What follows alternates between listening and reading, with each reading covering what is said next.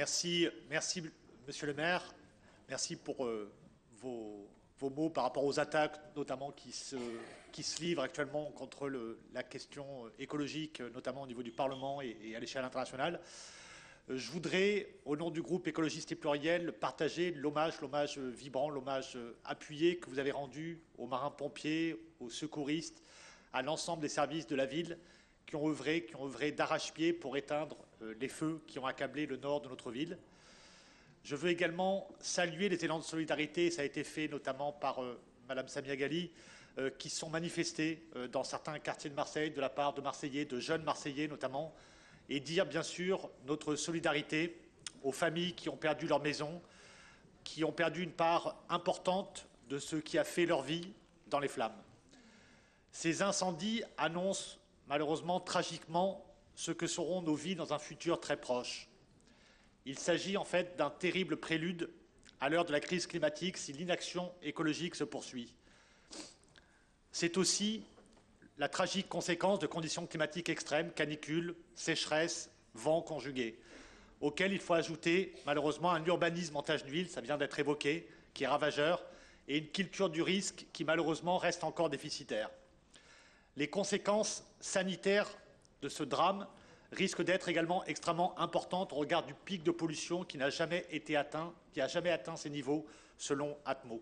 La crise climatique est donc un danger pour notre sécurité, pour nos biens, mais aussi pour nos vies. Sur le long terme, c'est un changement de cap qu'il convient d'opérer avec notamment les acteurs, le gouvernement, l'aide du gouvernement. Il faut tout d'abord mieux entretenir nos espaces naturels et nos forêts en ayant recours à l'éco-pâturage notamment, avec la réintroduction de moutons et de chèvres pour assurer un débroussaillage écologique de la ceinture verte de Marseille. Les hautes herbes sont le meilleur combustible de propagation des incendies aux abords des villes.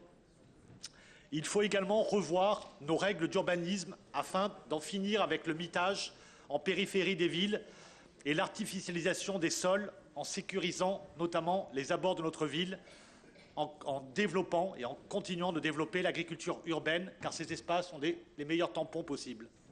Il faut enfin développer une culture du risque et de prévention dans l'ensemble de la population, afin de responsabiliser chacun et chacune en les rendant acteurs et actrices et agents de facilitation des secours.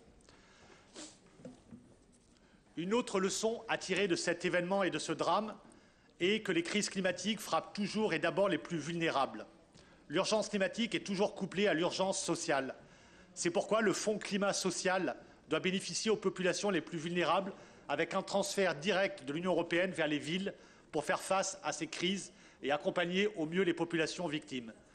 Puissent les pouvoirs publics tirer les leçons de cet incendie en révisant au long cours leur politique pour mieux anticiper les risques liés au bouleversement climatique. Puisse ce gouvernement comprendre que ce n'est pas en affaiblissant nos services publics que l'on préserve nos vies et que l'on protège les populations. Merci.